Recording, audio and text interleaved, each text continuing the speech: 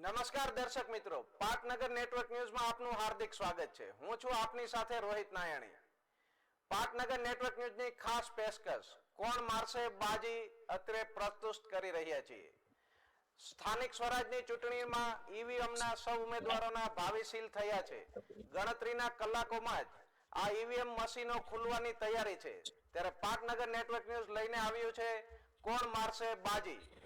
સ્થાનિક સ્વરાજની ચૂંટણીમાં 15 મહાનગરપાલિકા, 84 નગરપાલિકા, 34 જિલ્લા પંચાયતો અને 260 તાલુકા પંચાયતોનો સમાવેશ થાય છે.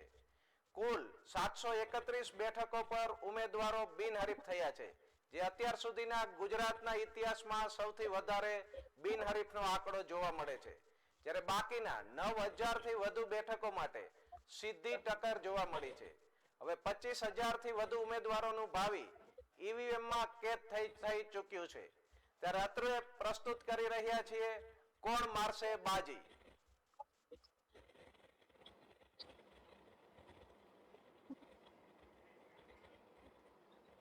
આપણી આજની કોણ મારશે બાજીમાં મહાનુભાવો હાજર છે, જેમાં નિલેશભાઈ સોલંકી ભાજપ પ્રવક્તા, જયદીપસિંહ ચૌહાણ કોંગ્રેસના પ્રવક્તા, રૂઝાનબેન ખંભાતા રાજકીય વિશ્લેષક, સીઆર પટેલ સાહેબ બહુ જૂના રાજકીય વિશ્લેષક અને ગુજરાતના સિનિયર આગેવાન. આપ સૌનું પાટનગર નેટવર્ક ન્યૂઝમાં હું રોહિત નાયણી આપ સૌનું હાર્દિક સ્વાગત કરું છું. સૌપ્રથમ ડિબેટમાં આપણે સીઆર પાટીલ સાહેબને પૂછશું કે સ્થાનિક સ્વરાજની ચૂંટણીમાં પુનરાવર્તન થશે કે પરિવર્તન થશે અને લોકોનો શું મિજાજ છે એ વિશે આપ થોડો પ્રકાશ પાડો.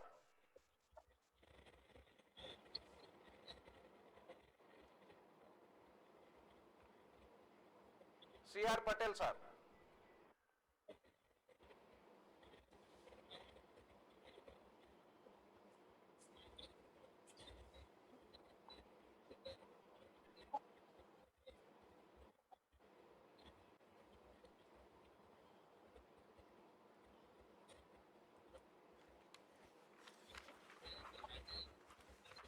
સીઆર પટેલ સરને કોમ્યુનિકેશન ગેપ લાગે છે. આપણે જયદીપસિંહ ચૌહાણને પૂછશું કે ઉત્તર અને મધ્ય ગુજરાતમાં કોંગ્રેસ ભાજપને હંફાવી રહ્યાના સમાચાર છે, તો આપનું શું કહેવું છે? સર, સૌથી પહેલા તો એવું છે કે આપણે જે તમે કીધું 733 સીટ આપણી બિનહરીફ માટે 6 લાખથી લઈને 1.5 કરોડની વચ્ચે આપણો ભાવ બોલાયો. એ ખોટું હતું. હવે નિલેશભાઈ માને ના માને બીજી વસ્તુ છે, પણ એ વસ્તુ ખોટી છે. એના સિવાય તમે જોશો કે કાલે કેટલો દારૂ વેચાયો છે, તે દારૂથી લઈને સાડીઓ વેચાઈ, બધે જ વેચાઈ ને આમ આદમી પાર્ટીનું અચાનક જ એકદમ ડાઉનફોલ આવી ગયો. ને એના સિવાય તમે જોશો બીજી વસ્તુ કે આમાં પક્ષાપક્ષીની ઉપર તમે જઈને વધશો ને સર, તો બહુ બધા લોકો એવા છે કે જે પાર્ટીની ઉપર જઈને લોકતંત્રને જીવવા માંગતા હોય, પણ આ લોકતંત્રની હત્યા થઈ રહી હતી અને આપણે બધા મુખદર્શક બની રહ્યા. રૂઝાનબેન બી કહી શકશે, સીઆર પટેલ સાહેબ બી કહી શકે, નિલેશભાઈ બી કહી શકશે, પણ એવું છે કે ભાઈ લોકતંત્રની હત્યા થઈ છે, આપણે જોઈ છે. એનું જે ચીરહરણ થયું છે કે ભાઈ જ્યાં કોંગ્રેસ 1.5 લાખ 1,50,000 ઇલેક્શન ચાલતું હતું, ત્યાં એ લોકો 1.5-2 કરોડ સુધી ઇલેક્શન લડ્યા છે. લોકો સર, વિન બેટલ બધા માટે હોવી જોઈએ, જે નથી થઈ અત્યારે. જી નિલેશભાઈ, આપની પાસે આવીશ. સૌરાષ્ટ્રમાં અને સુરતમાં આપનો દબદબો છે અને ઉત્તર અને મધ્ય ગુજરાતમાં કોંગ્રેસનો દબદબો છે.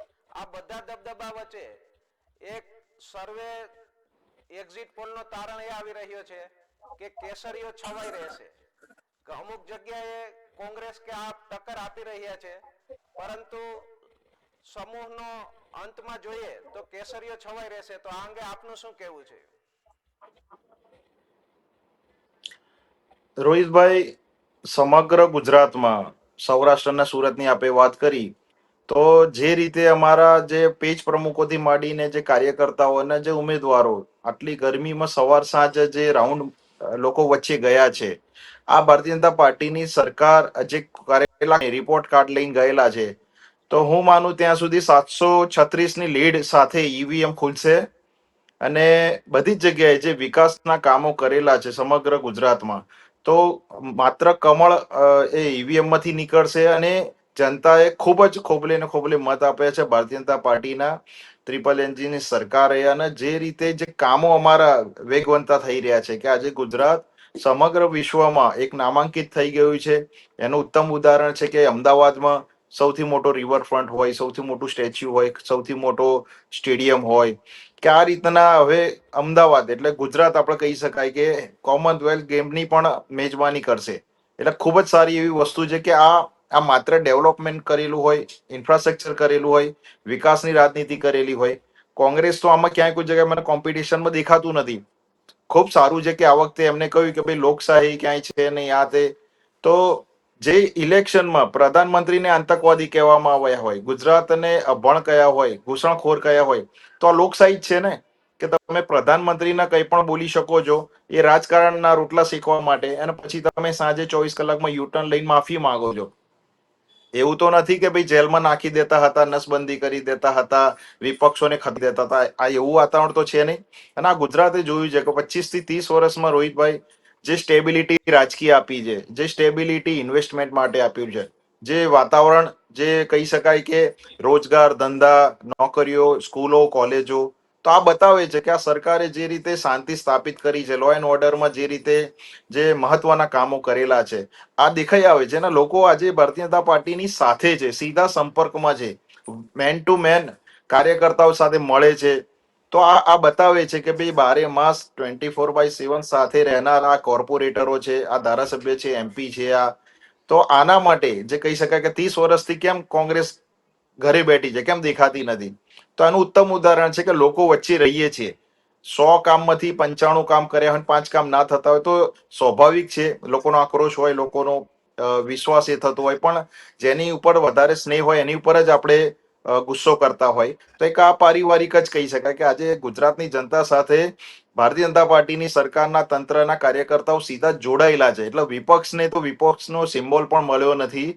ઠીક છે, ઈવીએમ પર એમનો પણ એક કહી શકાય કે મદાર હોય કે આવતીકાલે શું એમના પણ કંઈક સીટો નીકળે, પણ બહુમતી ભારતીય જનતા પાર્ટીની સરકાર બનશે. બધી જગ્યાએ મેયર હોય કે ડેલિગેટ્સ હોય કે જિલ્લા પ્રમુખ હોય કે જે પણ આવતીકાલના જે રિઝલ્ટ આવશે એ ભારતીય જનતા પાર્ટીના ફેવરમાં રહેશે.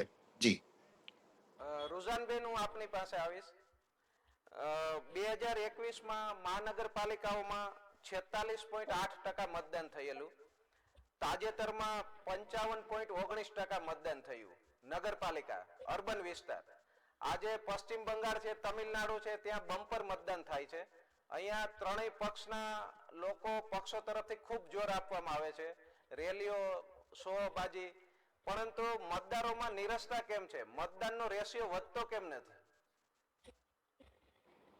પ્રોબ્લેમ એ છે, તમને કહી દઉં, આપણે બધા ભલે મોટી મોટી બધી વાર્તા કરતા હોઈએ, પણ સત્ય એ છે કે લોકો કંટાળી ગયા છે.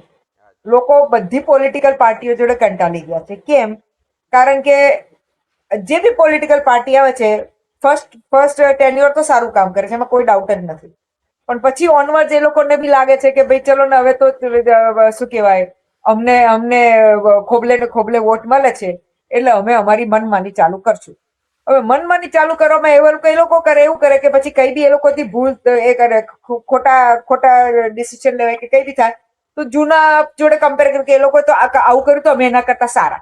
એટલે કમ્પેરિઝન શું થાય, એની જોડે કે જે ખરાબ માણસ એની જોડે કમ્પેરિઝન કરીને કે અમે તો સારા 2% સારા એ લોકો કરતા. એટલે પહેલો પોઈન્ટ એ. બીજો પોઈન્ટ એ કે હવે સાહેબ let us face the fact કે જે બી તમે કહો પૂર્ણવર્તન કે નવું કે whatever you wanted to tell, I would always say કે એક્ઝિસ્ટિંગમાં બી જે બી છે એક્ઝિસ્ટિંગ જ રહેવાનું છે, એ તો સત્ય છે. બીજું ઇમ્પોર્ટન્ટ કે અગર કંઈક થોડું આગળ પાછળ બી થશે, પોસિબલ છે થાય, જેમ આપણે એમાં બી જોયું હતું, એસેમ્બલીમાં બી જોયું હતું, તો પછી શું થાય કે ભાઈ અહીંથી ત્યાં કૂદકાઓ મારે, પેલા જેને ઇંગ્લિશમાં મેં કહે ટર્નકોટ, પાટલી બદલું, બરોબર છે. જેમ અત્યારે અહીંયા પેલા આપણા ભાઈએ કહ્યું કે ભાઈ આટલા કરોડમાં વેચાયા, આટલા લાખમાં વેચાયા. એટલે અલ્ટિમેટલી જે પહેલા જે politics was suppose to be a social work, બરોબર છે, એમાં આપણે સેવાના કામ કરવાના હતા. It was not suppose to be a profession. પણ હવે લોકો એને ધંધો બનાવી લીધો છે કે ભાઈ આ તો ધંધો, કારણ કે એ લોકોએ જોયું કે ભાઈ આમાં અમને કમાણી થાય છે, સામ દામ દંડ ભેડ પાવર વોલ એટલે હવે જે નોર્મલ જેન્યુઇન લોકો છે એ લોકો વિચારે છે કે ભાઈ આપણે આ કંટાળી ગયા તો આપણે શું કરવાનું છે, કશો ફરક નથી પડતો, કોઈ ફાયદો થતો નથી, કારણ કે એક ઢેર તો દૂસરા કા સાય કહે ને કે પ્રેક્ટિકલી સેમ હોય, એટલે હું આજે આ પાર્ટીને વોટ આપું કે પેલી પાર્ટીને વોટ આપું, આઈધર અહીંથી ત્યાં ઉછળકૂદ થશે યા આઈધર પેલા વેચાઈ જશે ને કમાણી એ લોકોને થશે, કારણ કે અલ્ટિમેટલી તો આપણે જોયું છે આજે to be very very honest કે one of the major reasons why BJP came and NDA came into 2014 was કે ભાઈ આપણે કોંગ્રેસ મુક્ત ભારત કરવું છે. કોંગ્રેસ મુક્ત ભારત તો થયું નહીં, થયું તો બધા કોંગ્રેસ વાળા પહોંચી ગયા ભાજપમાં અને ભાજપ વાળા એ લોકોને વેલકમ કર્યા. અને અમારા તો કાર્યકર્તા ફ્રેન્ડો છે, ભલે ટીવી પર એ લોકો બિચારા ના બોલી શકે, પણ અમારા ફ્રેન્ડો તો કે છે કે અમારે અમે જે આટલા શ્રદ્ધાથી શું કહેવાય કમિટમેન્ટ થી કામ કરતા હતા હજી કરે છે, બિચારા ભલા માણસો છે, તે લોકોને તો એ જ કામ કરવાનું છે. જે ટર્નકોટ હોય છે એ લોકોને ટિકિટો મળીને પછી જે બી જીતવાનું હોય, કારણ કે અગર લેટ્સ સે પાર્ટીને પોતાના જાતમાં પોતાની આઈડિયોલોજીમાં કોન્ફિડન્સ હોય તો શું કામ ટર્નકોટને ટિકિટો આપો છો?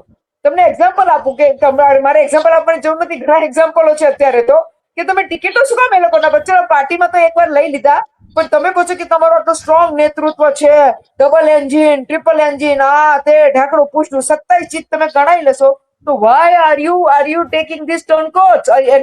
અગર લો છો તો તમે એ લોકોને એક સાઈડ શું કહેવાય રાખો, પણ એ લોકોને ટિકિટ ના આપો. હવે બીજો, અને મિનિસ્ટરો ના બનાવો, ટિકિટ આપો મિનિસ્ટરો બનાવો, બધું થાય છે.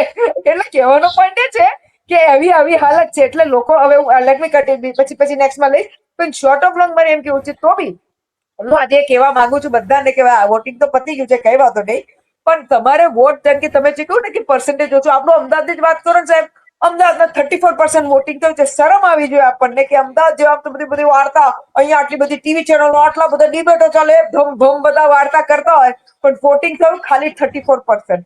શરમ એટલે આવી જોઈએ સાહેબ, કારણ કે આપણે હું તો અમારા જેવા જે સામાજિક કાર્યકરો છે, ઘણા લોકો અમારા સામાજિક કાર્યકર કે બેન શું કામ આટલા બરાડા પાડીને કશો ફરક પડવાનો નથી, જાડી ચામડી આ તે તમે આમ તેમ. મેં કહું જો ભાઈ હું મારું બેસ્ટ, અમે અમારા સેલ્ફી કે છે લગે રહો મુન્નાભાઈ, અને મારે આટલું કહીને અત્યારે પતાવવું છે કે એક નાની સ્ટોરી કહું છું, આ બહુ સાંભળવા જેવી સ્ટોરી છે, એટલા માટે કહું છું કે લોકો પોતાના મગજમાં લઈને એ પર કામ કરે, આ બીજી વાર્તાઓ પર કામ ના કરે.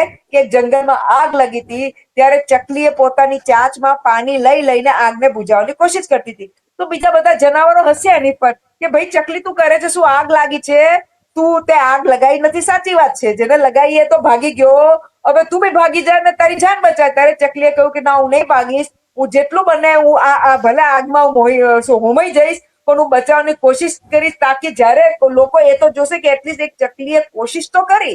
એટલે અમે આ સાયકોલોજી પર ને આ મેન્ટાલિટી પર કામ કરીએ છીએ કે સાહેબ અમે કોશિશ કરતા રહીશું, ભલે આગ લગાવનારા ભાગી જાય, બાકી બીજા બધા ભાગી જાય, પણ અમે કોશિશ કરતા રહીશું. એટલે લોકોને કહેવાનું છે આપણે નેતા બનવું નથી, આપણે કશું સોશિયલ વર્ક બી કરવું નથી, પણ એટલીસ્ટ આપણે જઈને વોટ આપવું છે, ભલે પછી જે થાય પણ એટલીસ્ટ આપણને તો સેટિસ્ફેક્શન નથી કે આપણે આપણો ફરજ નિભાવી. આપણે કહે છે ને આપણી આ ફરજ છે, હું આજે ફરજ નિભાવવાની વાત કરું છું. જી સીઆર પાટીલ સર, આપની પાસે આવીશ. આપે રાજનીતિ બહુ નજીકથી જોઈ છે, કેન્દ્રનું નેતૃત્વ હોય, રાજ્યના ભૂતપૂર્વ મુખ્યમંત્રી હોય જે આપની સલાહ સૂચન લેતા હોય છે, ને આપ રાજકીય વર્તારો વર્ષોથી આપતા રહ્યા છો, તો આ સ્થાનિક સ્વરાજની ચૂંટણીમાં પુનરાવર્તન થશે કે પરિવર્તન થશે? લોકોનો મિજાજ શું છે આપની દ્રષ્ટિએ?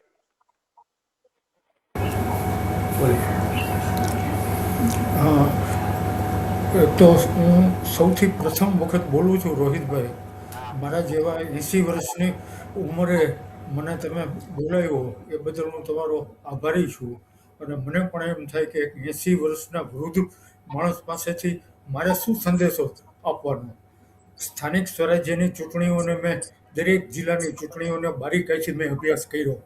એની ચૂંટણી પ્રક્રિયાનો, રાજકીય પક્ષના મુદ્દાઓનો, એકબીજાની સામેનો થતા આક્ષેપોનો, એનો રદિયો કે સ્વીકાર, આ બધી ચીજોને જોતાં મને એમ લાગે છે કે હું જતાં જે એક મને શ્રદ્ધા છે કે દેશની અંદર લોકશાહી ટકી રહી છે, અને લોકતંત્રમાં સ્થાનિક સ્વરાજ્યની ચૂંટણીની આવશ્યકતા એટલા માટે છે કે એનો આત્મા છે. સત્તાનું વિકેન્દ્રીકરણ કરવું એ ખ્યાલ વર્ષો પહેલાં મહાત્મા ગાંધીજીનો હતો, અને ગુજરાતમાં બળવંતભાઈ મહેતાએ આને સ્વરૂપ આપેલું.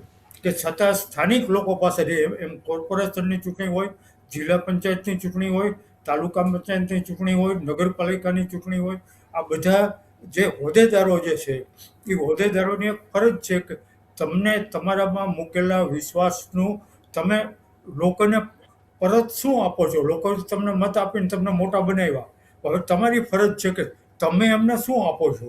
હવે જ્યારે આપવાનો પ્રશ્ન આવે છે ત્યારે લોકો દુઃખી થાય છે એટલી હદે કે આજે રોજગારીની સમસ્યા હોય, ઇલેક્ટ્રિસિટીની સમસ્યા હોય, ગુંડાગીરીની સમસ્યા હોય,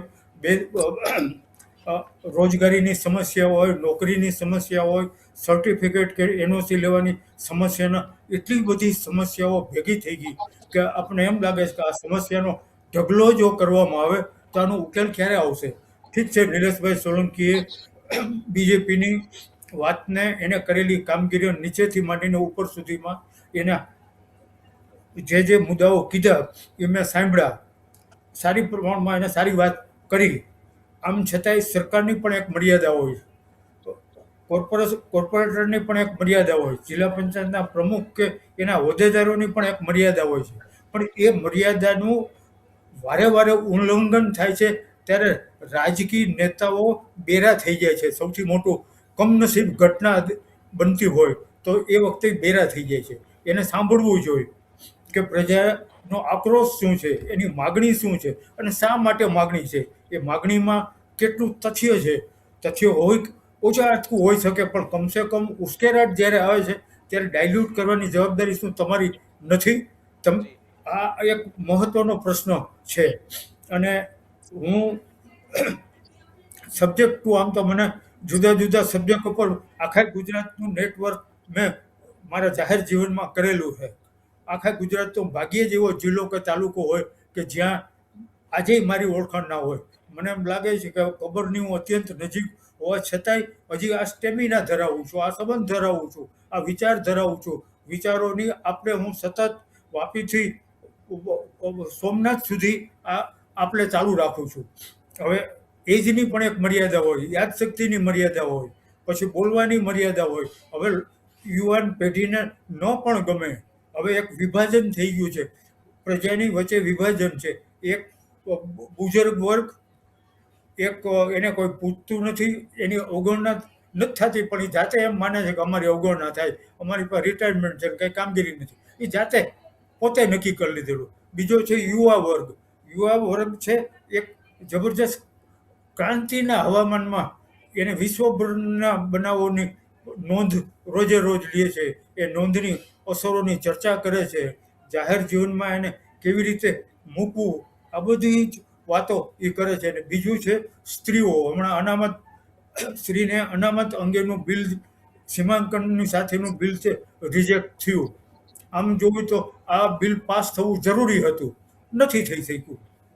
કારણો જે હોય તે, વિપક્ષોએ પોતાના કારણો રજૂ કર્યા, શાસક પક્ષે પોતાના કારણો રજૂ કર્યા, પણ આવા મહત્વના બિલની રજૂઆત પૂર્વે પૂરતી એક્સરસાઇઝ થઈ નથી થઈ એ મુદ્દો નથી.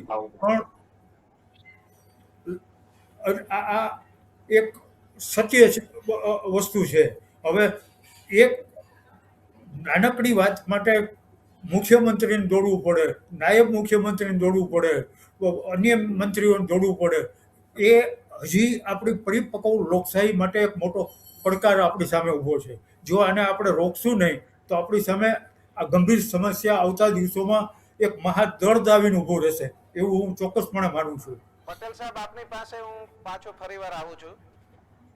જયદીપસિંહભાઈ, ઉત્તર ગુજરાત અને મધ્ય ગુજરાત એમાં ગેનીબેન ઠાકોરનો જનાધાર, પ્રદેશ પ્રમુખ અમિત ચાવડાના સંગઠનની તાકાત અને જિગ્નેશ મેવાણીના આક્રમક તહેવાર, આ ત્રણેયનો ત્રિવેણી સંગમ ભેગો થઈ અને શું કોંગ્રેસ માટે સંજીવની સાબિત થઈ શકશે? તમે શું માનો છો? પહેલા તો સી.આર. પટેલ સાહેબ જે આટલા બધા ગાંધીવાદી લાગે છે, અને એમને ખૂબ ખૂબ નમસ્કાર સાહેબ કે ગાંધીના મૂલ્યોને આજે પણ તમે લઈને ચાલો છો, એના માટે ખૂબ ખૂબ અભિનંદન. અને બીજું વસ્તુ સર કે જે ઉત્તર ગુજરાતની સમગ્ર ગુજરાતમાં તમે જોશો તો શું થયું બેન બી મારી સાથે વાત, અમારી રુઝાનબેન જોડે વાત થયા કરે કે એમને અમે કોઈને કોઈ ડિબેટમાં હોય છે, જો આટલું બધું કામ થયું હોત ને સાહેબ, તો દારૂ વેચવાની જરૂર ના પડતી. કાલે ઢગલો ને ઢગલો આપણા દારૂના વિડીયો નીકળ્યા છે, એની સાથે સાડીઓ વેચવાના વિડીયો નીકળ્યા છે, એની સાથે તમે જોશો કે લોકો દોડાવે છે. એ વડોદરાથી લઈને કચ્છથી લઈને આપણે અહીંયા સુધી, વલસાડ સુધી. તો આટલું બધું તમે જો કામ કર્યું હોત ભારતીય જનતા પાર્ટીએ, there is absolute power. There is absolute power કે તમે બધું જ તમને સત્તા આપી છે. 3 લેવલ, 4 લેવલ, 5 લેવલ બધી લેવલની સત્તા આપી છે. પણ જો કામ થયું હોત તો સર આટલું બધું જનતાનો વિરોધ ના હોત. ને ભાજપના લોકો મારે છે. કાલે બહોળામાં જે છોકરાએ સવાલ પૂછ્યો એની સામે એટ્રોસિટીનો કેસ ફાઇલ કરી દેવામાં આવ્યો કે ભાઈ તમે સવાલ શું કામ પૂછો છો. એ જ તમારા ભરૂચ જિલ્લામાં બી થયું છે, બધે જ થયું છે. તમે જો કામ કર્યા છો પછી તમારે આટલા બધા હવતેમાં જવું ના પડે. ને બીજી વસ્તુ કે સર, સી.આર. પાટીલ સાહેબે જે કીધું કે વસ્તુ એવી છે કે હવે મૂલ્યનું દરેક પક્ષાપક્ષીની ઉપર તમે આજે તો ઇલેક્શન પતી ગયું ગઈકાલે, પણ તમે જોશો તો સાહેબ નથી રહ્યા હવે એવા લોકો કે જે પોતાના પૈસા, ઘરના પૈસા ખર્ચીને લોકો માટે સેવા કરે. બસ સત્તા હવે છે ને પૈસા કમાવાની વસ્તુ રહી, સેવાનું માધ્યમ નથી રહ્યું. આજે ભાજપ સત્તામાં છે એટલે આપણે ભાજપ સામે સવાલ પૂછીએ, પણ કાલે ઉઠીને કોઈ બીજો કોઈ પક્ષ બી આવે પણ એ સત્તા એક તરફી લોકોને પાડી દેવાના, લોકો માટે દેશભાવના રાખવાની, કે લોકો કોઈ સવાલ પૂછે એના પર ખોટો કેસ કરી દેવાના, એવા બધા કેસીસ ફાઇલ થાય છે. એને ખોટું છે. આજે આપણે ઇલેક્શન પહેલા પછી સારી રીતે વાત કરી શકીએ ભાજપ એ કઈ રીતે લે છે, પણ તમે જોશો તો જે સવાલ પૂછે એના પર કેસ જ ફાઇલ થઈ જાય. એ ના થવું જોઈએ લોકશાહીમાં. કે રૂઝનભાઈ કે સી.આર. પટેલ સાહેબનો મારા કરતા ડિફરન્ટ ઓપિનિયન હોઈ શકે, પણ ડિફરન્ટ ઓપિનિયન ડઝન્ટ મીન કે તમે મારા પર કેસ ફાઇલ કરી દો કે મારા ફેમિલીની કોઈ ક્લિપ બહાર પાડી દો. એવું ના થવું જોઈએ. નિલેશભાઈ, હું તમારી પાસે આવીશ. આ વર્તમાન સ્થાનિક સ્વરાજની ચૂંટણીમાં ભાજપે યુવાનોને તક આપી છે. મોટાભાગના સિટિંગ કોર્પોરેટરો, ડેલિગેટ સદસ્યો એમની જગ્યાએ યુવાનોને તક આપી છે. તો એક મેસેજ એવો પણ છે કે ભાઈ જૂનાને રિપીટ નથી કર્યા, ટિકિટમાં અસંતોષ જોવા મળે છે. તો આ કાર્યકરોનો અસંતોષ છે એ ઈવીએમમાં આવતીકાલે દેખાશે? એક પ્રશ્ન. અને બીજો પ્રશ્ન કે ભેસાણમાં મતદારો મતદાનથી દૂર રહ્યા છે. એવા સમાચાર હતા કે માત્ર એક મતદાન મથકમાં તો એક જ મત પડ્યો. તો આ શું આપણી ભાજપ પ્રત્યેની નારાજગી છે કે અસંતોષ છે? આપ શું કહો છો? હું કહી શકીશ કે જે રીતે સમગ્ર ભારતમાં 2 સીટો આવતી હતી, ભારતીય જનતા પાર્ટીનો ક્યાંય ઉલ્લેખ થતો નહોતો. માત્ર વિપક્ષ તરીકે તો હમણાં થોડા સમય પહેલા જ અસ્તિત્વમાં આવ્યું.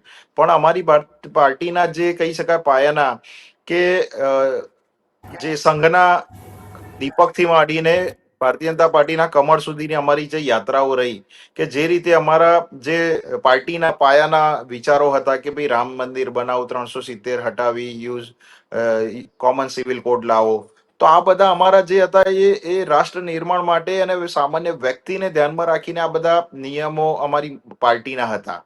જે રીતે કહી શકાય કે સામાન્ય વ્યક્તિ, સ્થાનિક સ્વરાજ એટલે તમે જુઓ કે ભારતીય જનતા પાર્ટીની આટલી કાર્યકર્તાઓની ફોજ સ્થાનિક સ્વરાજની ધારાસભ્ય લડતા હોય કે MP MLA લડતા હોય, એ રીતના અમે આ દરેક ઇલેક્શન લડીએ છીએ. કેમ? કારણ કે જ્યારે નળ ગટર રોડ રસ્તા આ બધાની પાયાની સુવિધાઓ આજે અમદાવાદ, ગુજરાત એક કહી શકાય કે અત્યારે વસ્તી ગણતરી પછી આપણને સાચો આંકડો મળશે તો કદાચ અત્યારે એપ્રોક્સ 7-7.5 કરોડને આપણે ક્રોસ કરી ચૂક્યા છે. તો દિવસે દિવસે અમદાવાદ, ગાંધીનગર, મોટી સિટીઓમાં જે પોપ્યુલેશન આવી રહ્યા છે, જે માઇગ્રેશન થઈ રહ્યું છે, તો આ બધા જે નાગરિકો છે એને જે પાયાની જરૂરિયાતો આપવી હોય, RCC રોડ આપવા હોય, ડ્રેનેજની લાઈનો આપવી હોય, 95 થી વધારે ઓવરબ્રિજ થઈ ગયા છે, અંડરબ્રિજ થઈ ગયા છે. હવે તમે ઘરની બહાર નીકળો છો તો 2 કિલોમીટરની અંદર તમને એક બ્રિજની ઉપર બીજો બ્રિજ દેખાશે, મેટ્રો જેવી ટ્રેનો દોડતી દેખાશે. ટૂંક સમયમાં બુલેટ ટ્રેનનું પણ એનું ફર્સ્ટ ફેઝનું ઇનોગ્રેશન થશે. નવા રેલવે સ્ટેશનનું નવીનીકરણ થઈ ગયું છે. તળાવોનું બ્યુટિફિકેશન થયું છે. અમદાવાદ સુરતની શરૂઆત કરીએ છીએ કે ભાઈ સ્લમ ફ્રી કહી શકાય કે જે ગરીબોના ઝૂંપડા હતા એ ગરીબોને હવે 1 BHK 2 BHK પ્રધાનમંત્રી આવાસ યોજનામાં કહી શકાય કે એક મધ્યમ વર્ગનો વ્યક્તિ કે સામાન્ય ઘરનો વ્યક્તિ પણ હવે બોડકદેવ, સેલા, ગોતા કે આવા પોશ એરિયામાં રહી શકે છે. તો આ સરકારે લાવ્યા. પહેલાની સરકારોમાં તો ગરીબી હટાવો નહીં, ગરીબોનો જ હટાવી દેતા હતા અને લોકશાહીની વાત કરતા હતા. તો આપણે એક દિવસો યાદ કરીએ. પટેલ સાહેબ તો અમને યાદ હશે કે અબ્દુલ લતીફ જેવા ગેંગસ્ટર 5 જગ્યાએ જેલની અંદર ફોર્મ ભર્યું હતું અને જીતતા હતા. આખા ગુજરાતમાં અમદાવાદ એક મોટું કહી શકાતું હતું કે દારૂનું કટિંગ અહીંયા થતું હતું અને પછી એવું થતું હતું કે ધોળા દિવસે ગેંગસ્ટરો એકબીજાના ગોળીઓ મારતા હતા. પોલીસ વાળાનો તો કોઈ ગૃહ વિભાગનો કાયદો કાનૂન કોઈ લાગુ પડતો નતો. મુખ્યમંત્રીની ગાડીમાં ગેંગસ્ટર ફરતા હતા. આવા દિવસો જોયેલા છે. આજે 25 થી 30 વર્ષના યુવાનને તમે પૂછશો ને કે ભાઈ રાયોટિંગ શું કહી શકાય, કર્ફ્યુ શું કહી શકાય, તો એ લોકોને યાદ આવશે કે આવું થઈ ચૂક્યું છે અમદાવાદમાં, ગુજરાતમાં. અમદાવાદ કોઈને આવું હોય ને કોઈ સંબંધી તો કહેતા હતા ભાઈ આજે કેવું છે. તો આ રીતના આજે એક સ્ટેબિલિટી વાળું મળ્યું છે, આટલો વિકાસ થયો છે. તો આ ભારતીય જનતા પાર્ટીની જ સરકાર છે. જો 70 વર્ષ પહેલાની સરકારોએ કર્યું હોત તો અમારી જરૂર ના પડી હોત ને અમારું ઉદય પણ ના થયું હોત. પણ આજે કહી શકાય છે કે પબ્લિકનો આક્રોશ છે. રોહિતભાઈ, પબ્લિકનો આક્રોશ છે. તો મેં આપને કહ્યું કે આક્રોશ હોય કેમ ના હોય, જનતા છે. જનતા જ્યારે ખોબલે મત આપે છે તો જનતાને પણ પૂછવાનો હક છે કે ભાઈ આ મારું કામ કેમ નથી થયું. અને અમારા ચારેય પેનલના કોર્પોરેટર ઉમેદવારો જાય છે અને કહે છે કે ભાઈ આ મારો નંબર છે, આ મારું નામ છે, તો 12 માસ તમે મને કઈ પણ તકલીફ હોય તો ફોન કરજો. અને અમારી પાર્ટીમાં એક શિસ્તતા છે, એક કેડર બેઝ પાર્ટી છે કે અમારા ત્યાં કોઈ પાર્ટી વિરોધ કે પાર્ટી કોઈ જનતાનું કામ ના કરેલું હોય ને તો એના માર્કિંગ થાય છે અને સેકન્ડ ટર્મ એને નથી અપાતી. બીજો આપણો એક પ્રશ્ન હતો કે યુવાનોને આગળ લાયા, તો ખૂબ જ સારી વસ્તુ છે કે હવે નવી જનરેશનમાં જે કહી શકાય કે આટલી બધી પબ્લિક સામે પણ ઘણા એવા જનતાના પણ પ્રશ્નો હોય તો આ જે યુવાન ઉમેદવારો વધારે દોડી શકે, લોકોને સમજી શકે. એક કહી શકાય કે જમાના પ્રમાણે જનરેશનને એક ફ્લિપ કરવું હોય કે અમારા રાષ્ટ્રીય અધ્યક્ષથી માંડીને અમારા પ્રદેશ અધ્યક્ષ વિશ્વકર્માજી, આ બધા જે કહી શકાય કે યુવાનો, કે પહેલા એવું હતું કે 50-55, મને કોંગ્રેસના એક પ્રવક્તાએ કહ્યું હતું કે અમારા સ્ટેજ ઉપર છે ને NSUI નું ઉદઘાટન થતું હોય ને કોઈ પ્રોગ્રામ હોય તો એમાં 55-60 વર્ષના કોઈ વડીલ હોય કોંગ્રેસના કોઈ નેતા એ દીપ પ્રજ્વલિત કરતા હતા. તો આવા પણ દિવસો જોયેલા છે. જ્યારે આજે આ ભારતીય જનતા પાર્ટીમાં યુવાનોને એક તક આપવામાં આવે છે ને એમની નવી એનર્જી, નવા કોન્સેપ્ટ, કઈ રીતે એ લોકો કનેક્ટ કરી શકે છે AI થી માંડીને સોશિયલ મીડિયા સુધી, કઈ રીતના તમે એમને કોન્ટેક્ટ કરી શકો છો. માત્ર આ જનતા, સામાન્ય જનતાને કેન્દ્રમાં રાખીને આ બધી યોજના લાવી છે ને એમાં સફળ થયેલા છીએ કે અમે ગઈ ટર્મમાં બધા જ યુવાનોને અમે તક આપી હતી. અને તમે જોયું હતું કે અમદાવાદ મ્યુનિસિપલ કોર્પોરેશનથી માંડીને બધી જગ્યાએ 85% ભારતીય જનતા પાર્ટીનો એક કહી શકાય કે એક શાસન આવેલું છે. અને એ કેમ નહીં, લોકોનો આશીર્વાદ મળે છે. કોઈ જગ્યાએ કોઈ તકલીફ પડે છે, જનતાનો આક્રોશ આવે તો આ બધો આક્રોશ અમે એમનો ગુસ્સો પીએ છીએ અને એ જ અમારો કાર્યકર્તા આવી ગરમીમાં એમના ખાટલા ઉપર ચા પીને આવે છે અને એમનો વિશ્વાસ અપાવે છે કે આ સમય નથી થયા તો આવતી ટર્મમાં તમારું કામ શરૂ થઈ જશે. તો આવું એમને કન્વિન્સ કરીએ છીએ, એમને કનેક્ટ કરીએ છીએ અને એમની સરકારના સંગઠન સાથે જોડીએ છીએ. જી રુજનબેન, હું આપની પાસે આવીશ. તત્કાલીન આપણા ભાજપના પ્રદેશ પ્રમુખ CR પાટીલજી, એમણે સ્થાનિક સ્વરાજ હોય અમુક ચૂંટણી લડવાના નિયમો કેડર બેઝ પાર્ટીમાં દાખલ કરેલા કે 60 વર્ષથી ઉંમર હોય તો જવલ્લે જ ટિકિટ આપવી, સંગઠનમાં પ્રમુખ ઉપપ્રમુખ હોદ્દેદારો હોય તો એમને ટિકિટ નહીં આપવી, કોઈ વર્તમાન હોદ્દેદાર હોય તો એના પરિવારને ટિકિટ નહીં આપવી. આ રીતે ઘણા ક્રાઇટેરિયા એમણે બનાવેલા હતા. પરંતુ હાલના વર્તમાન સંગઠન અને ભાજપના માળખામાં ક્યાંક ને ક્યાંક આ નિયમોનો છેદ ઉડી રહ્યો હોય એવું તમને નથી લાગતું? આપ શું કહો છો? સર, ટુ બી ઓનેસ્ટ, મને આટલી બધી આની નોલેજ નથી એટલે હું તમને આનો પર જવાબ નહીં આપી શકું. છેડે ઉડ્યા હોય તો એ લોકો આપશે જવાબ, જેના એ લોકો હશે, કારણ કે મને નથી ઇન્ટરનલ નથી ખબર એટલા માટે. પણ મારે બીજા પોઈન્ટ કહેવા છે સાહેબ, કે અમારા સોલંકી સરે કહ્યું કે ક્રિમિનલો ના બધી સરસ સરસ વાત કરી, મને બહુ ગમ્યું. એમ બેસા કરે છે, મને બહુ જ ગમે છે.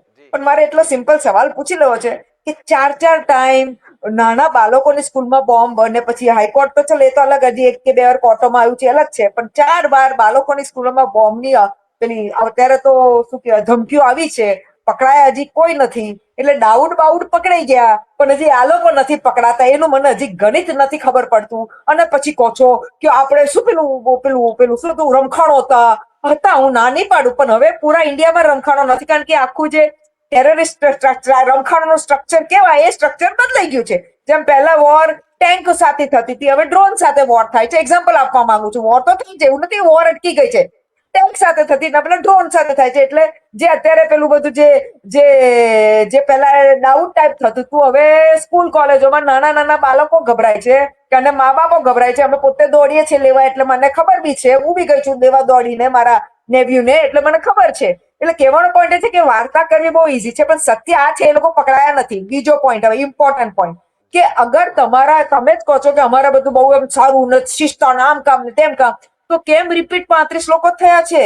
બીજા તો તમારા રિપીટ જ નથી થયા. એનો મતલબ કે કામ સારું નહોતું કર્યું કે પછી જે બીજું બધું. હવે આમાં મારે નથી પડવું કે સેકન્ડ ટર્મ એ લોકોને કેમ ના કહીને કેમ ખાલી 35 લોકો ન પાઈ. ત્રીજો પોઈન્ટ તમે કહ્યું કે રામ મંદિર, એકચ્યુઅલી જેટલું મને ખબર છે એઝ પર લો કે રામ મંદિર આવ્યું કારણ કે કોર્ટમાં કેસ જીત્યા અને કોર્ટે કહ્યું એટલે આવ્યું, ના તો રામ મંદિર ક્યારનું આવ્યું જ નહોતું. એટલે રામ મંદિરનો તો સ્ટોરી મને આટલી ખબર છે. એટલે અમે લાયા તો એ કેવી રીતે લાયા એ મને નથી ખબર. કંઈક બીજો રસ્તો હોય તો સાહેબ કહી શકશે કે કંઈક થયું, સેટિંગ બેટિંગ થયું, મને નથી ખબર. મને તો કોર્ટનું ખબર છે. ત્રીજો ઇમ્પોર્ટન્ટ પોઈન્ટ કે આમ તો કે છે અમે આમ કરીએ તેમ કરીએ, આપણે ખબર છે સાહેબ બ્રિજ આપણા કેટલા તૂટ્યા છે? નવા 4 વર્ષ વાળા બ્રિજો તૂટ્યા છે. હજી તો પેલો બ્રિજ પેલા ફ્લાયઓવરનું ઇનોગ્રેશન થયું હોય કે એમાં ગાબડા પડ્યા છે. એટલે તમે એ સમજી શકો છો કે કરપ્શન કેટલું વધી રહ્યું છે, કેટલા હદ સુધીનું છે. બિટ્ટુમેન ના ખોટા બિટ્ટુમેન એટલે કે રસ્તા પર નખાય ને એને બિટ્ટુમેન કહેવાય, એના ખોટા બિલો બની રહ્યા છે. પણ તો બી આ હરનીકાંડ થાય, બધું જ છે. એટલે સાહેબ મારે એમ કેવું છે, પણ આપણે એઝ અ લોકો, એઝ અ જે વોટર્સ છે, જેને કે એક્ઝામ્પલ જયારે મોરબીનો પુલ તૂટ્યો હતો તો એ ત્યાંમાં એસેમ્બલી ઇલેક્શન વખતે બીજેપી ને ચૂંટાયા આપણા એ. એટલે કહેવાનો પોઈન્ટ છે કે લોકો માટે આ બધું ઇમ્પોર્ટન્ટ નથી. ભલે આપણે બળાપા કરીએ અહીંયા બેઠા બેઠા, પણ લોકો માટે ઇમ્પોર્ટન્ટ નથી. લોકો માટે ઇમ્પોર્ટન્ટ નથી કે ઓહો અમારે સ્માર્ટ સિટી થઈ ગઈ, સ્માર્ટ સિટી. ભાઈ સ્માર્ટ સિટી એટલે શું? સ્માર્ટ સિટી કે ભાઈ કેમેરા સીસીટીવી કેમેરા મૂકે એટલે એ લોકો સ્માર્ટ સિટી કહે. એટલે એક્ઝામ્પલ મેં એટલા માટે આપ્યું. એટલે સર કહેવાનો પોઈન્ટ એ છે કે અનફોર્ચ્યુનેટલી આપણે જે ગુજરાતના લોકો છીએ યા જે ઇન્ડિયાનો હશે, આપણા માટે કદાચ મુદ્દાઓ એવું છે કે ભાઈ આપણે દેશ બચાવવા માટે, ધર્મ બચાવવા માટે આપણે આ બધું આપણે ત્યાગ કરવાનું છે, એવું માઇન્ડમાં નખાવવામાં આવ્યું છે. અને એટલે એ જે માઇન્ડસેટ આખો થયો છે, એટલે આ બધું લોકો જોતા નથી. અને પછી જે બાકીનું તો જે અત્યારે આગળ વાત કરી કે સામ દામ દંડ ભેદ, એટલે એ આખું અમે કે બાય બોરો સ્ટીલ, અમારે ઇંગ્લિશમાં બાય બોરો સ્ટીલ કહેવાય. એટલે એ રીતે આખું અત્યારે તંત્ર ચાલી રહ્યું છે.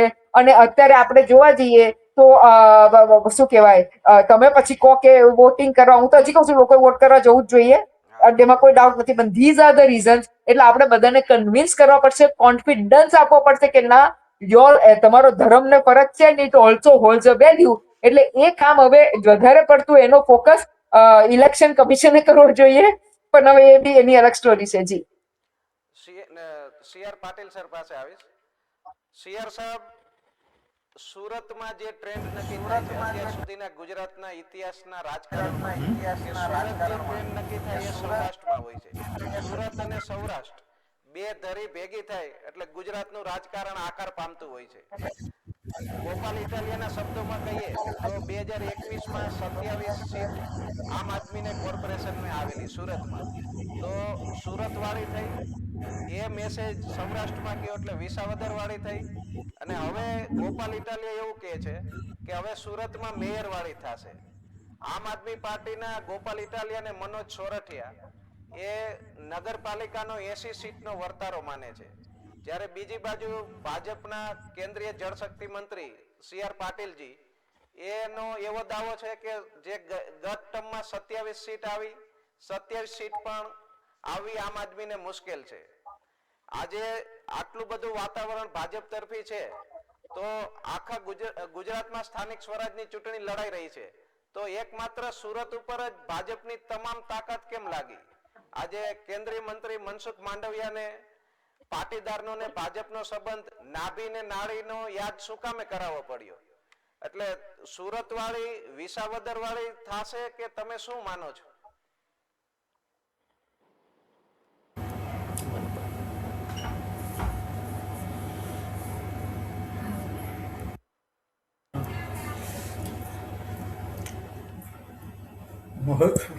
મહત્વની વાત, ઘણા બધા મુદ્દાઓમાં તો રૂજાનબેને ઘણી બધી વાત સારી રીતે કીધી, પણ રચનાત્મક મુદ્દાઓ સરકાર સામે રજૂ જ્યારે કરવામાં આવે, આમ છતાં પણ એનો બચાવ કરવામાં આવે એ વાત યોગ્ય નથી. આંખ ખોલીને આપણે પણ જોવું જોઈએ, કારણ કે જો આપણે જોશું નહીં અને તો આપને ખ્યાલ નહીં આવે. આવતીકાલના ભવિષ્ય, આવતીકાલના નવનિર્માણ એવા ભારતનું નિર્માણ આપણે કરવા માંગતા હોય તો દરેક રાજકીય પક્ષોએ કાળજી રાખવી ફરજિયાત છે. બિનજરૂરી આક્ષેપોમાં સમય બગાડો માત્ર તમે મીડિયામાં પ્રસિદ્ધિ માટે કે અખબારોના હેડલાઇન બનાવવા માટે જે હોડ જામી છે એ આવતા લોકશાહી માટે પણ ખતરો છે. હવે એ ખતરાને પૂરવા માટે જેમ આવું એકદમ પ્રચંડ ગરમીમાં લોકોએ મતદાન કર્યું, આ ગરમી કહી ન શકાય, સહન ન થઈ શકે એટલી પ્રચંડ ગરમી હોવા છતાં લોકશાહીના મંદિરને બચાવવા માટે પ્રજા જાગૃત છે એટલી વાત તો નક્કી સાબિત થઈ ગયું છે. અને એટલા માટે આ મતદાન સારી રીતે થયું. અમદાવાદ, સુરત અને વડોદરા આ ત્રણેય મહાનગરપાલિકામાં મતદાનનું પ્રમાણ વધ્યું. એનું કારણ લોકો જાગૃત જ છે, સૂતા છે એવું માનવાનું કોઈ કારણ જ નથી. પણ જે દરેક કોર્પોરેશન એક સરકાર છે, દરેક તાલુકા પંચાયત એક સરકાર છે, દરેક જિલ્લા પંચાયત એક સરકાર છે. જો એ પદ્ધતિથી કામ કરે તો સત્તાના વિકેન્દ્રીકરણનો સાચો અમલ થઈ શકે અને એની સાચી વ્યાખ્યા પણ થઈ શકે અને એનો સાચો લાભ પણ મળી શકે. અત્યારે લાભ મળતો નથી, લોકો મૂંઝવણમાં છે, ક્યાં કઈ રજૂઆત કરવી કોઈને ખબર નથી. દરેક જુદા જુદા વિભાગોમાં એમ કે ભાઈ અમારી ફરજમાં નથી આવતું. કોઈ વખત પોલીસ ઉપર આક્ષેપો થાય, કોઈ વખત પોલીસોની ક્રૂરતા ઉપર આક્ષેપો થાય, કોઈ વખત પોલીસોની કામગીરી ઉપર વિશ્લેષણો થાય, અને એ લોકશાહીમાં જરૂરી પણ હોય છે. દરેક વ્યક્તિ ફરજમાં, દરેક જૂથ વ્યક્તિ હોદ્દા ઉપર રહેનારા હોય એની કામગીરી કરતા હોય છે, પણ એને જો ટીકા ન કરવામાં આવે, ઇવન ન્યાયમૂર્તિની પણ ટીકા કરવા જોઈએ. કોઈ વખત જજમેન્ટ છે એ એક લીગલ બેટલ લડાતી હોય, એમાં આર્ગ્યુ ઉપર જજમેન્ટ આવી જતા હોય, એ સમયે પ્રજાએ એમની પણ ટીકા કરવી જોઈએ, ન્યાયતંત્રની. અને ન્યાયતંત્રમાં આપણા ચીફ જસ્ટિસે કીધું કે ન્યાયતંત્રની ટીકા કરવી જરૂરી છે, કારણ કે તો જ એમને ખ્યાલ આવે કે તમે જે ગતિએ જાઓ છો અથવા જે માર્ગે જાઓ છો એ માર્ગની અંદર યોગ્ય માર્ગ છે કે નથી એ કેવી રીતે નક્કી થઈ શકે. ટીકા કરવાથી મુખ્યમંત્રીની પણ ટીકા જો કરવામાં આવે તો એ વધુ સારી રીતે કાળજી રાખે કે ભાઈ મારી કામગીરીની ટીકા થાય છે. અને લોકશાહીમાં આ જરૂરી હોય છે, જે આજના તબક્કામાં ધીમે ધીમે ઓછું થતું જાય છે. તો ફરીથી પ્રજા જાગૃત બને, ખૂબ નવી ચૂંટણી પછીના નવા જે હોદ્દેદારો જિલ્લા પંચાયત, તાલુકા પંચાયત, કોર્પોરેશનમાં આવે એ પોતાની નૈતિક ફરજ, માત્ર રાજકીય ફરજ નહીં પણ નૈતિક ફરજ પણ સમજી અને લોકોના કામમાં પાયાના પથ્થરો બનીને કામ કરે અને નિર્ભય રીતે લોકો એની પાસે જાય. કોઈ એમ કે ભાઈ અમારે મુખ્યમંત્રી પાસે રજૂઆત કરવી, પણ વી ડોન્ટ હેવ જેક, અમારી પાસે કોઈ જેક નથી ત્યાં સુધી પહોંચવાનો, તો એ જેક પ્રોવાઈડ કરવાની કામગીરી પ્રજાના સ્થાનિક સ્વરાજ્યના પ્રતિનિધિઓએ પૂરી પાડવી જોઈએ. કે તમારે મુખ્યમંત્રીને મળવું છે, મુખ્યમંત્રી ક્યાં ના પાડે, તો ઓપન છે મળવા માટે. કોઈ પણ મિનિસ્ટર ના નથી પાડતા, પણ એ ઇસ્યુ સુધી કે એ ત્યાં સુધી પહોંચવા માટે લોકોનો પોતાનો જેક નથી હોતો, થોડીક સમજ પણ નથી હોતી કે આ ઇસ્યુ ક્યાં રજૂઆત કરે, શા માટે, કેવી રીતે. માટે મારી એક અપીલ છે કે આવતીકાલે ચૂંટાયેલા નવા હોદ્દેદારો તમે પ્રજાનું એટલું કાળજી રાખજો કે નવા જેક બનજો, ઉપલા હોદ્દેદારો સુધી પહોંચાડવા માટે પ્રજાને ઉપયોગી થાજો, એવી હું તમારી પાસેથી ચૂંટાયેલા આવતીકાલના હોદ્દેદારો પાસે અપેક્ષા રાખું છું, એડવાન્સ અપેક્ષા. અને હું આશા રાખું છું કે મારી આ વાતની કાળજીપૂર્વક અમલ કરશે. જી સર. જયદીપભાઈ, હું તમારી પાસે આવીશ. આજે દર વખતે ચૂંટણી આવે ત્યારે દારૂની રેલમછેલ થતી હોય છે, પ્રલોભનો અપાય છે. અમુક જગ્યાએ ગાંધીનગરની ઉવારસદ સીટમાં ભાજપ કોંગ્રેસના બંને ઉમેદવારોએ સામૂહિક જાહેરાત કરી હતી કે ભાઈ કોઈ પણ નાગરિકોએ મતદારોએ અમારી પાસે દારૂ માંગવાનો અપેક્ષા કે ફોન નહીં કરવાનો અને આશા નહીં રાખવાની. આ એક સારી બાબત છે, એક સારો શિરસ્તો પાડેલો છે. પરંતુ કમનસીબી અને દુઃખની વાત એ છે કે ગિફ્ટ સિટી પાસે જ મતદાનના દિવસે જ એક જીપ દારૂ ભરેલી આપણને જોવા મળી હતી. એટલે રાજકારણના આ બે વિરોધાભાસ છે. અને કેન્દ્રમાં અને ગુજરાતમાં ભાજપની સરકાર છે, પરંતુ દારૂબંધીનો કડક અમલ કેમ નથી એ નાગરિકોમાં પણ પ્રશ્ન ચર્ચા રહ્યો છે. આ બાબતે તમે 1 મિનિટમાં જવાબ આપો અને એ તમારી વાતનો જવાબ નિલેશભાઈ પણ 1 મિનિટમાં આપે. પછી આપણે રૂજાનબેન પાસે એક નાની વાત કરીએ. જયદીપભાઈ, સી.આર. પટેલ જેવા માણસ જો અગર ગાંધીના વિચારને લઈને ચાલતા હોય તો આપણે બીજા કોઈ સામાન્ય વ્યક્તિ સાથે શું રાખી શકીએ? એ માણસ એક મિનિટ માટે એવું નથી બોલ્યા કે ગાંધીનો કે સરદાર પટેલ કે નહેરુના વિચારો થકી કે રાજીવ ગાંધીના વિચાર થકી લોકશાહીને આજે ટકાવી રાખી છે. આ માણસ 80 વર્ષે જૂઠું બોલે છે ને ભાજપના તળવા ચાટે છે.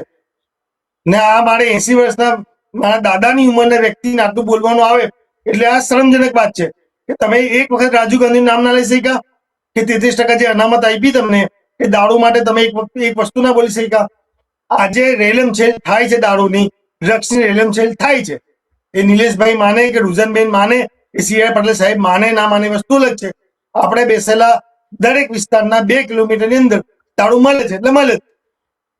દારૂ કાલે વેચાયો છે, આજે વેચાય છે ને આવતીકાલે પણ વેચાશે જીત્યા પછી. આપણે 15મી ઓગસ્ટે તિરંગા યાત્રામાં તિરંગાની અંદર દારૂ જોયો છે. સી.આર. પટેલ સાહેબને 1 મિનિટ આપજો મને કે તમે ગાંધીવાદીની વાત કરો છો. લોકભારતીમાં લોકભારતી સંસ્થા તમે નામ સાંભળ્યું હશે, તેના માટે કેટલું કામ કર્યું કોંગ્રેસે? તમે એક શબ્દ બોલ્યા? મનુભાઈ પંચોળીની તમે વાત કરો છો, મનુભાઈ પંચોળી કેટલું કોંગ્રેસ માટે કામ કર્યું? તમે એક શબ્દ બોલ્યા? સાહેબ 80 વર્ષની ઉંમર થાય તમારા, ભગવાન તમને 100 વર્ષના આયુ કરે, પણ તમને કોઈ વસ્તુ દેખાય ને ગાંધીવાદી તમને કોંગ્રેસના ટાઈમની? તમે સારી વાતો કરો લીલી સ્ક્રીનની પાછળ આવીને ને તમે એવું કેવું છો કે ગાંધીના ગુજરાતમાં આવું છે ને તેવું છે. ગાંધીના ગુજરાતમાં બધે જ દારૂ વેચાય છે સાહેબ, બધે ડ્રગ્સ વેચાય છે. નો ડાઉટ નિલેશભાઈ ના પાડશે. કાલે ઉઠીને કોંગ્રેસની સરકાર આવી તો કોંગ્રેસની સરકારમાં બી દારૂ વેચાશે એટલે વેચાશે, કેમ કે બુટલેગરોને આદત પડી ગઈ છે. આપણે મહિલા બિલ પાસ નથી કરી શક્યા, પણ આપણે બુટલેગરી બિલ પાસ કર્યું છે ને 33% બુટલેગરોને ભાજપે ટિકિટ આપી છે. એ એક હતા એમની પત્ની. જે નિલેશભાઈ આપ મંતવ્ય જણાવો આપનું. કોંગ્રેસના પ્રવક્તા દારૂનું માર્કેટિંગ કરી રહ્યા છે આપણી ચેનલ ઉપર, તો હું એમના વધારે રોકીશ નહીં, કારણ કે એમના કોંગ્રેસના જે ચૂંટણીના સ્ટેજ ઉપર એક બુટલેગરને માફી માંગી હતી કે હું કાલથી દારૂ નહીં વેચું. આ કઈ રીતે? તો આ તો એક રોહિતભાઈ એક હાસ્યાસ્પદ કહી શકાય કે તમે કોઈ અપરાધ કરો છો અને પછી સ્ટેજ ઉપર આવો છો કે હું કાલથી નહીં કરું. તો આ કયો કાયદો લાગે છે? આ ગાંધીના ગુજરાતમાં ભાજપના શું ગાંધીજી કરતા હતા? સમગ્ર તમારી સરકાર હતી ભારતના આટલા વર્ષોથી. એક મિનિટ તો જો દારૂની વાત કરો છો તમે, મને તો તમે ખબર શું હતી કરતા હતા? કે કોંગ્રેસના તમે પ્રવક્તા 35 વર્ષ તમે સરકારમાં છો, તમે તો તમે શું કરતા હતા? એક મિનિટ 35 વર્ષ અરે તમે ભાઈ, સરકાર હજી છે તમારે, તો તમે શું કરતા હતા? નિલેશભાઈ, એક તમારી બધું 35 વર્ષ તમને સરકાર છે, તો તમે શું કરતા તમને હતા? બોલો. કહું ભાઈ, મને જવાબ સમય તો આપો, કારણ કે તમે ઘરે બેઠા છો એ જ મોટો જવાબ છે. બીજી વસ્તુ કે જ્યારે તમે આ દારૂની લોકોને લત કેમ આપી? તમે તમારા બુટલેગરોને તમારા મુખ્યમંત્રી તમારી જીપમાં તમારા એમ્બેસેડરમાં ફેરવતા હતા, ભૂલી ગયા. આ જ માફિયાઓના ઘરેથી AK-47 મળતી હતી, આ જ ગુજરાતમાં. આ લોકોને તમે આજે ભારતીય જનતા પાર્ટીની સરકારમાં ભ્રષ્ટાચાર છે ના નથી પાડતા, પણ એને પકડવા માટેના પણ કાયદા આ સરકારે કર્યા છે.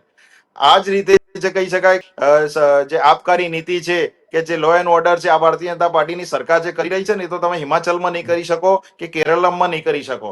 આ સરકારે તમને શીખવ્યું કે કઈ રીતનો લો એન્ડ ઓર્ડર કરી શકાય, કઈ રીતની સરકાર ચલાવી શકાય અને કઈ રીતે સામાન્ય વ્યક્તિને પ્રોટેક્શન આપી શકાય. આજે પણ ગુજરાત ભારતમાં સમગ્ર જગ્યાએ દીકરીઓ અને મહિલાઓની રક્ષણ માટેનું ગુજરાત મોખરે બતાવે છે. આજે પણ આ ગુજરાત ડ્રોપ આઉટ રેશિયોમાં 2% નીચો બતાવે છે. આજે પણ આ ગુજરાત રોજગારીમાં અવ્વલ આંકડા આપે છે. આજે પણ આ ગુજરાત જે કહી શકાય કે આરોગ્યમાં અમદાવાદ વિશ્વનું એક કહી શકાય કે હેલ્થ હબ થઈ ગયેલું છે, કે હવે આપણા ત્યાં વિદેશના લોકો પણ અહીંયા આપણા ત્યાં જે કહી શકાય કે આરોગ્ય બહુ જ નજીવા કિંમતે, કે સામાન્ય વ્યક્તિને આજે કોઈ મલ્ટી સ્પેશિયાલિસ્ટ હોસ્પિટલમાં જવું હોય ને, કોંગ્રેસના પ્રવક્તા ત્યાંથી સાંભળે તો 10 લાખ રૂપિયાનો એને વીમો આપવામાં આવે છે. તો આ સરકારે આપ્યા. ઘરનું ઘર આ સરકારે આપ્યું. ઘરની બહાર નલ સે જલ યોજના પ્રભાવિત થઈ, આ સરકારે ઘરની બહાર શૌચાલય આપ્યું. તમારે તો ભ્રષ્ટાચારમાં શૌચાલય બન્યા વગર તમે પૈસા ચૂકવી દેતા હતા. અને જે પાર્ટીના રાહુલ ગાંધીજી શીર્ષ નેતૃત્વ જામીન ઉપર બહાર હોય, કે જેમને 5,000 કરોડના 50,000 કરોડના કરવાના હોય એવી પાર્ટી હવે સરકારને જ્ઞાન આપી રહી છે. એવી સરકાર એવી પાર્ટીઓ સરકારને જ્ઞાન આપી રહી છે. એટલે ઠીક છે, ઘરે બેઠા છો તો એ તમે સમજો કઈ રીતે તમે ઘરે બેઠા છો. સરકારની ટીકા કરવાનું ઓછું કરો, પોતાની પાર્ટીમાં ધ્યાન આપો. કારણ કે તમારા રાહુલ ગાંધીજી ઘોડા કયા છે, તબેલામાંથી બહાર આવ્યા નથી, દેશના છે કે લગ્નના છે. તો આને આ બધી આ સરકારની ટીકા કરવાનું બંધ કરો અને મનોમંથન કરો કે અમે કેમ હારીએ છીએ. એક ધારાસભ્ય તમારો બીજા ધારાસભ્યનું પુતળા દહન કરે છે, તો આવી તો પાર્ટી હોય? એટલે થોડું મનોમંથન કરો. સરકારની ટીકા પછી કરજો, પહેલા પાર્ટી તો ઊભી કરો. જી રુજનબેન, તમારી પાસે આવીશ. કોંગ્રેસ, આમ આદમી અને ભાજપ ત્રણેય પક્ષોનો પ્રચાર ખૂબ જોરશોરથી થયો છે. ખૂબ દાવાઓ થઈ રહ્યા છે. નવા સમીકરણો બની રહ્યા છે એવો એક માહોલ ઉભો કરવામાં આવી રહ્યો છે. ત્રણેય પાર્ટીમાં આવતીકાલે રિઝલ્ટમાં કોણ બાજી મારશે, તમને શું કહેવું છે? શોર્ટમાં જવાબ આપો. સર, સૌથી પહેલા તો મેં કહ્યું ને કે જે બી જણ બાજી પારે સામ દામ દંડ જ આવી જશે, એટલે it's not going to make any difference. બરોબર છે? આ વર્ષોથી જોયું છે, એટલે મારે હવે આમાં કોઈ કેવું જેવું છે નહીં. મારે બીજા બે પોઈન્ટ કરવા છે. પણ એક સાહેબે અત્યારે આપણા સોલંકી સાહેબે કહ્યું કે ક્રિમિનલ આમ વોટ જેલમાંથી જીતતા હતા ના તે. મારી પાસે ડેટા છે, આ બધી પાર્ટી માટે કહ્યું, ખાલી એકલી બીજેપી માટે કહું કે બીજેપીમાં જે ચૂંટાઈને આપણા લોકસભામાં બેઠા છે એની વાત કરું છું. ચૂંટાઈને લોકસભા બેઠા છે એમાં 39% એમપીસ છે, એ લોકો પાસે ક્રિમિનલ કેસ છે, ને એમાંથી 26% તો સિરિયસ ક્રિમિનલ છે. ત્યારે ભાજપના 49% ક્રિમિનલ કેસ વાળા બેઠા છે, જેમાંથી 32% પાસે સિરિયસ ક્રિમિનલ કેસીસ છે. એટલે આટલા માટે મેં એક્ઝામ્પલ આપ્યો, જસ્ટ કહેવા માટે કે કાગડા બધા જ કાળા છે. આપણે પછી કહીએ કે મેરી કમીજ તેરી કમીજ સે સફેદ કેસે, એટલું જ છે, એનાથી વધારે કઈ નથી. કે એક પોઈન્ટ આગળ પાછળ છે, બાકી કોઈ ડ્રાસ્ટિક ચેન્જ કે આપણે જે મોડલ ચેન્જ કેવા જે કશો છે નહીં સાહેબ. એટલે આ બધી વાર્તા છે બધી પાર્ટીઓનો. બીજો ઇમ્પોર્ટન્ટ પોઈન્ટ કે સાહેબ અત્યારે ડ્રોપ આઉટ રેટનો વાત કરી. અનફોર્ચ્યુનેટલી એમને કદાચ ખબર નહીં કયો ડેટા એમને લીધો હશે, પણ આ શું કહેવાય, લેજિસ્લેટિવ એસેમ્બલીમાં ડેટા છે કે 75% પ્રાઇમરી સ્કૂલ્સ બંધ થઈ ડ્યુ ટુ ફેલિંગ એનરોલમેન્ટ. એટલે એનો મતલબ એ નથી કે આપણી વસ્તી ઓછી થઈ ગઈ છે, એનરોલમેન્ટ નથી. એટલે સ્કૂલ એક એક્ઝામ્પલ આપું છું ઝીરો એનરોલમેન્ટનો. એટલે સાહેબનો મેં બીજો બી એક ડેટા છે, પણ હજી એ મેં વધારે વાંચ્યો નથી. એટલે એના તો એવું કહે છે કે આપણો ગુજરાતનો drop out ratio, Gujarat school drop out ratio 23.3% national average કરતા પણ વધુ છે. એટલે જે national average drop out ratio તેના કરતા બી વધુ ગુજરાતનો ડ્રોપ આઉટ રેશિયો છે. આ લેટેસ્ટ ડેટા આપું છું તમને, અને પ્રતિષ્ઠિત ન્યૂઝપેપરનો છે. એટલે આપણે પેલું વોટ્સએપ 23.4%. હા, એટલે આ વોટ્સએપ યુનિવર્સિટી વાળો ડેટા નથી. જે રુજનબેન, હવે ત્રણેય સર બસ મેં તો બોલે લીધું, હજી તો વધારે. પરંતુ ત્રણેય પાર્ટીમાં ક્યાંક ને ક્યાંક કચાશ છે, તો ક્યાંક તાકાતવર બનીને બહાર આવે છે. આજે અમદાવાદ, બરોડા, રાજકોટ, સુરત એ મહાનગરપાલિકાના ઘણા વોર્ડોમાં પબ્લિકનો ઉશ્કેરાટ છે. ઘણા કોઈ ગટરના કામ રહી ગયા છે, રોડ રસ્તાના કામ છે. તો ઘણી જગ્યાએ ભાજપ પાર્ટીને પણ પ્રચારમાં જવામાં કે સોસાયટીઓમાં ખૂબ વિરોધનો સામનો કરવો પડેલો અમુક અંશે. એ જ પ્રમાણે આમ આદમી પાર્ટી છે, તો આમ આદમીનું અત્યારે ગુજરાત અને કેન્દ્રમાં જે રીતે નેતાઓ ટપોટપ પાર્ટીઓ છોડી રહ્યા છે, એક સાઈડથી એ લોકો મહાનગરપાલિકા બનાવવાના સપના જોવે છે, એક બાજુ જમીન એમની ખસતી જાય છે. એ જ રીતે કોંગ્રેસમાં અમુક અંશે ઘણી જગ્યાએ ઉમેદવારો પ્રોપર મૂકી નથી શક્યા. ખાસ કરીને અમદાવાદમાં જેનો અસંતોષ જોવા મળી રહ્યો છે. ગુજરાતની એવડી મોટી અમદાવાદ મહાનગરપાલિકામાં કોંગ્રેસ મજબૂતાઈથી આટલા વર્ષોથી પણ નથી લડી શકતી, એ પણ એક કમનસીબી છે. ટૂંકમાં ત્રણેય પાર્ટીના જમા પાસા અને ખરાબ પાસા બંને છે, પરંતુ અમારો પાટનગર નેટવર્ક ન્યૂઝનો મહાનગરપાલિકાનો અને ઓલ ઓવર ગુજરાતના સર્વેમાં એક તારણ એવું આવી રહ્યું છે કે મોટા ભાગે કેસરીઓ લહેરાશે અને અમુક અંશે ક્યાંક આપ છે તો ક્યાંક કોંગ્રેસ ટક્કર આપશે, પરંતુ ભાજપને કે કેસરિયાને મહત નહીં કરી શકે એવો પાટનગર નેટવર્ક ન્યૂઝનો અને વરિષ્ઠ પત્રકારોનો પણ સર્વે જાણવા મળે છે. આપણે આજે 30-35 મિનિટની ડિબેટ હતી, પણ બધા મહાનુભાવો અને રસના વિષયને લીધે સમયની ઘડિયાળ ખૂબ આગળ વધી ગઈ છે અને આપ સૌએ આપનો કિંમતી સમય આપ્યો. આપ સૌનો ખૂબ ખૂબ આભાર. નિલેશભાઈ, જયદીપભાઈ, રૂજાનબેન, CR પટેલ સાહેબ, આપનો ખૂબ ખૂબ આભાર. નમસ્કાર, ધન્યવાદ.